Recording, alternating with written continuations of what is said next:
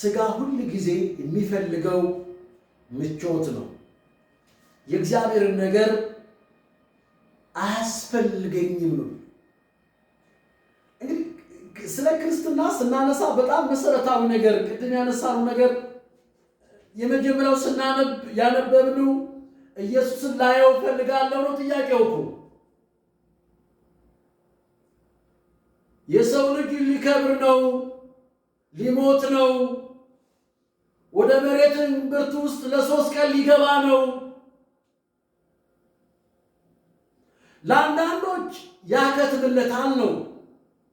እሱ ግን የሰው ልጅ እንደ ስንዴ መውደቅ አለባት አለ። ስለዚህ ገላትያ ላይ እዚህ ላይ አሁን ያነበብነው ክርስቶስ እንለብሳለን። ከሞት በኋላ ያለው ሕይወት ምንድነው ስንል መልበስ ነው። ክርስቶስን እንድንለብሰው ነው የተፈለገው። ክርስቶስ በእኛ ውስጥ እንዲኖር ነው የተፈለገው። በእኛ ውስጥ ብርሃን እንዲበራ ነው የተፈለገው።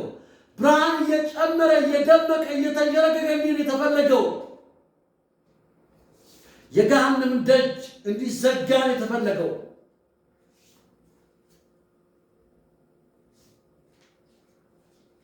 አንዳንድ አገልጋይ ምን አለ? ባላችሁበት ቦታ ሲወጣ በሉና በየጎረቤቶቹ ተነካኩ አለ። መነካካት አትገኝ አልነካህም። እሱ ወንጌል አይደለም። መቼ ነው የምነካቸው? መቼ ነው የሚነኩኝ? አሁን ከተነካካን በኋላ መላቀቅ የለም። ስለዚህ ገላትያ ምዕራፍ 5 ላይ እንግዲህ ክርስቶስን እንድንለብስ ክርስቶስን ከለበስን በኋላ ደግሞ ለስጋ ማሰብን ሐሳቡ እንዲቆጣጠረን አትፍቀዱለት ይላል። እንድናስበው ክርስቶስን የተፈለገው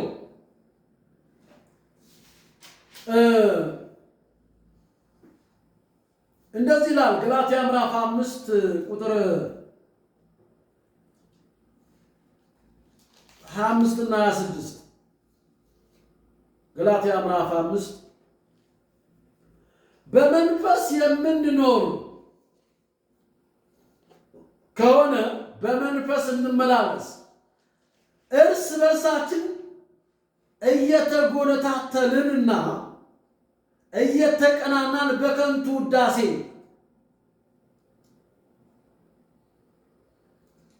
ከላይ ያለውን ትንሽ ከፍ ልበል። ቁጥር 24 ላይ የክርስቶስ ኢየሱስ የሆኑት ስጋን ከክፉ ምኞቱና መሻቱ ጋር ሰቀሉት። ወንጌል አንደኛው ክፉ መሻት አለው። የክርስቶስ ኢየሱስ የሆኑት ስጋን ከክፉ መሻቱና ምኞቱ ጋር ሰቀሉት። ስንሞት ስንቀበር በክርስቶስ ስንሆን በክርስቶስ መሆን ስንጀምር ክርስቶስን መልበስ ስንጀምር ክርስቶስ በእኛ መታየት ሲጀምር የስጋን ምኞቱን ምን እናደርገዋለን? ከክፉ መሻትና ምኞት ጋር እንሰቅለዋለን።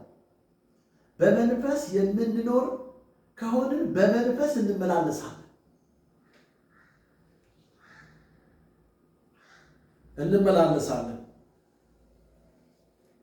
መቼም ወንጌል መስበክ በጣም ከባድ ቢሆን በዚህ ዘመን ነው። ያ በየዘመናቱ በእርግጥ የኛ ዘመን ትንሽ ይሻላል፣ አሁን ትንሽ ይሻላል። ድሮ በእኛ ጊዜ ቲማቲም ላያችን ላይ ነው የሚያልቀው፣ ሽንኩርት ላያችን ላይ ነው የሚያልቀው። ብዙ አገልግለናል። አሁን ምን ችግር አለ? አሁን እዚህ ከተማዋን ነው እንጂ ወጣ ብንል ቲማቲምም ያልቃል፣ ዱላም ያልቃል ተሰባብሮ። ካለፈም ደግሞ ያው እስከ ወዲያኛው እስከ ዱባይ ድረስ ትሸኛለህ። ግንባሬን በጥይት እያለ ወንጌል የሚሰበከው በብዙ መከራ ነው፣ በብዙ መገፋት ነው።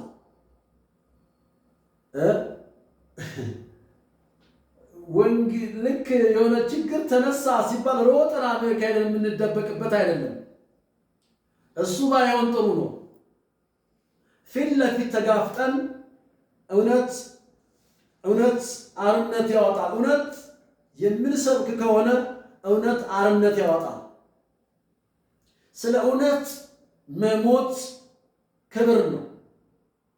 የሰው ልጅ ሊከብር ነው ያለው። ሊከብር ነው አለ ኢየሱስ። ሊከብር ነው አለ።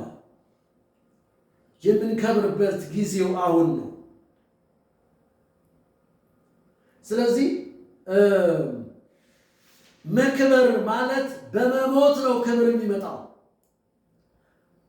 ምንድነው መሞት ማለት? ይሄ ስጋ አይደለም ያልኩ ያለሁት በውስጥ ያለው በክርስቶስ ኢየሱስ የስጋን ምኞቱና መሻቱን ነው የምንገለው። ያ መሻትና ምኞቱ ደግሞ ያለው በነፍስ ውስጥ ነው ያለው። ኢየሱስ አለ እንዲህ አለ፣ ኢየሱስ ነፍሳችሁን ግደሏት አለ። ነፍሱን የሚገላት ይኸው ተመልከቱ፣ ምን ራሱ ኢየሱስ የተናገረው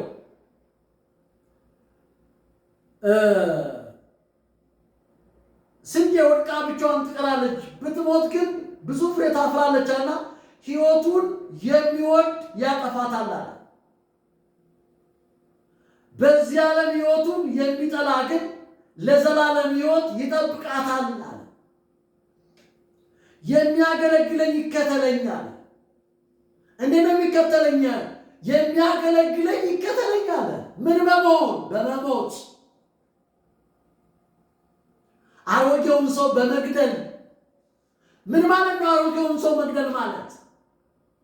ይኸውላችሁ የውጨኛው ሰው ስንመለከት አድካሚ ነው።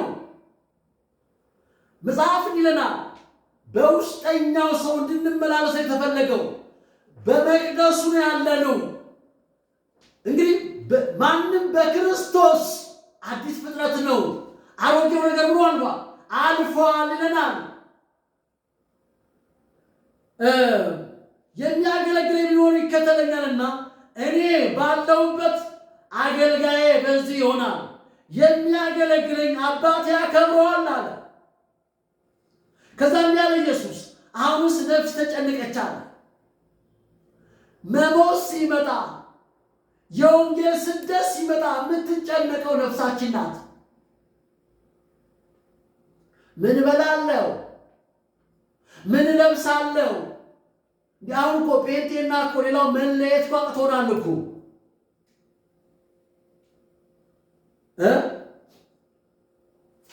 ስለዚህ ማወቅ ያለብን ነገር በጣም ወሳኝ ነገር ነው። ተመልከቱ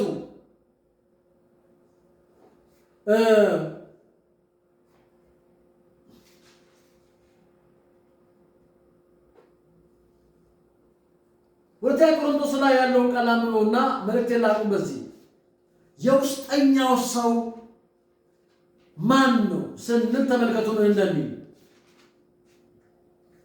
ሁለተኛ ቆሮንቶስ ምዕራፍ 4 ላይ እንደዚህ ላይ ቁጥር 16 ጀምሮ ስለዚህ ተስፋ አንቆርጥም አለ። አያችሁ ነፍሳችን ውጫዊ ነገር ላይ ነው ምርኩዝ ያደረገችው። ሰው ዳግመኛ ሲወለድ ከመንፈስ ነው የሚወለደው። እግዚአብሔር መንፈስ ስለሆነ መንፈስ የሆነው እግዚአብሔር አንተ ውስጥ መኖር ከጀመረ ቀን ጀምሮ በነፍስ አትመላለስም፣ ነፍሳዊ አትሆንም። አንተ ያው ነፍስ አይደለህም። አንተ ሕይወትን የሚሰጥ መንፈስ ነህ እንጂ ነፍስ አይደለህም። አንተ ነፍስ ከሆንክ በውጪ ሰው ነው የምትመላለሰው። ተመልከት ምን ስለዚህ ተስፋ አንቆርጥም አለ። ውጫዊ ሰውነታችን እየጠፋ ቢሄድ እንኳ የውስጥ ሰውነታችን ዕለት ዕለት ይታደሳል። የውስጥ ሰውነታችን ማለት በመንፈስ በውስጥ ሰውነታችሁ በኃይል እንጠነክሩ።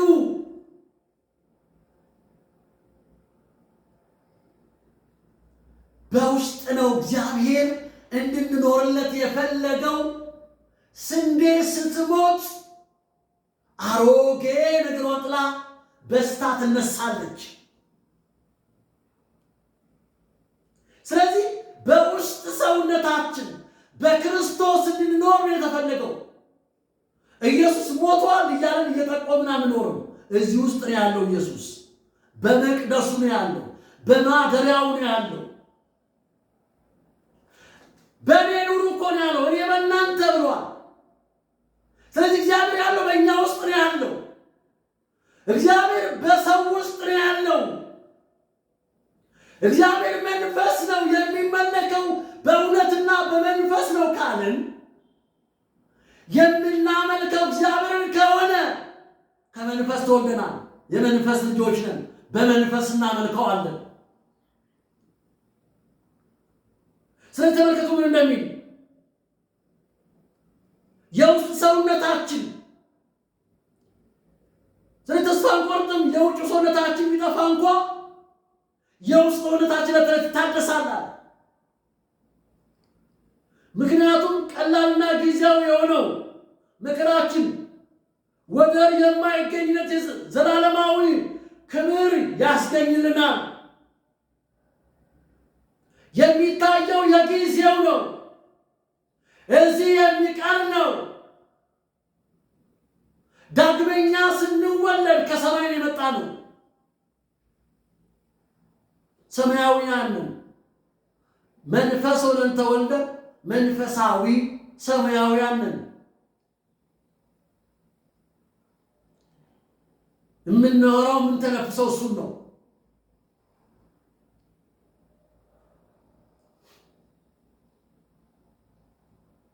ይህን ነው እያለን ያለው። ስለዚህ አይናችንን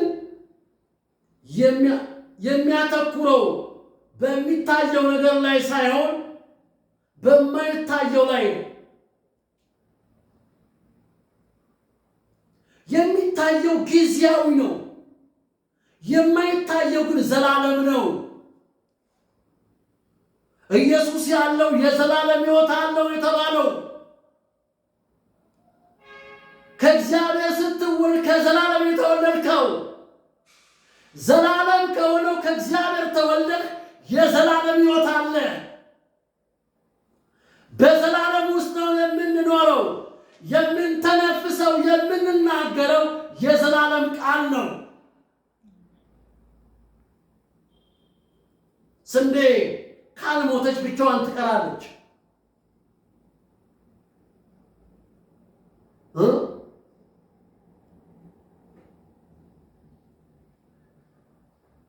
ስለዚህ የሚያገለግል ቢኖር ይከተለኛል። ውጫዊ ሰው አሁን የትንቢቱ ውጫዊ ነው፣ ትምህርቱ ውጫዊ ነው፣ ስብከቶቻችን ውጫዊ ነው። እግዚአብሔር ውጭ የለም፣ አደባባይ ላይ የለም። እግዚአብሔር በመቅደሱ ነው ያለው፣ በማደሪያው ነው ያለው። ከማደሪያው ውጭ እግዚአብሔር አንፈልገው። እግዚአብሔር የለም። እግዚአብሔር ያለው የት ነው? በማደሪያው ነው ያለው። እግዚአብሔር በመኖሪያው ነው ያለው።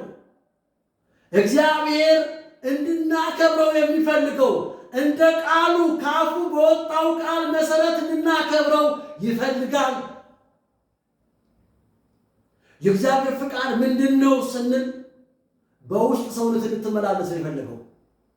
እንግዲህ ወንድሞቼ አለ እግዚአብሔር ደስ የሚያሰኝ ያው ቅዱስ መስዋዕት አድርጋችሁ ራሳችሁን ታቀርቡ ዘንድ በእግዚአብሔር ርኅራኄ ለምናችኋለሁ።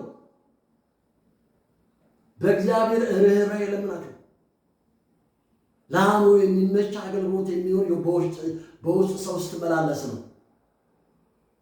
የውጭው ጊዜያዊ መከራ ጊዜያዊ ነው። ጊዜያዊ ጥቂት ጊዜ ነው የምትፈተነው። አልተውሽም አልጥልሽም ብሏል። ምንም እኮ አላሙዲም እየተፈተንኩ ነው ይለናል። እንግዲህ ይሄ ሁሉ ሪል ስቴት፣ ይሄ ሁሉ ፎቅ፣ ይሄ ሁሉ ኢንቨስትመንት እያለው እሱ ከተጨነቀ እንግዲህ ምን እኔም አንጀራ እሱ አንጀራ ከሆነ ነፍስ ከአምላኳ ከእግዚአብሔር ጋር የምትታረቅ ስትታረቅ ነው እፎይ የምትለው።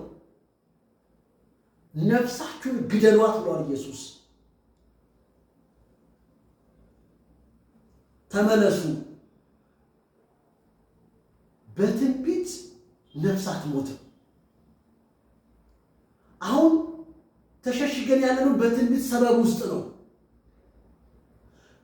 አሁን በአብያተ ክርስቲያን ያሉ ስሞች ብዛታቸው ስትጠጓቸው እንደ ስማቸው አይደሉም።